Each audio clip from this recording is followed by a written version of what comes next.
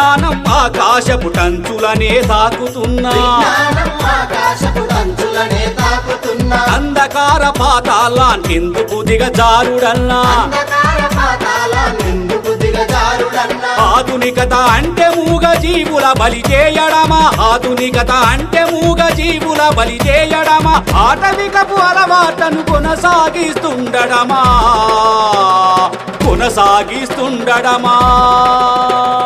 మహాకరుణ యాత్ర ఇది మహాకరుణ యాత్ర జీవులపై చైతన్యం కలిగించే యాత్ర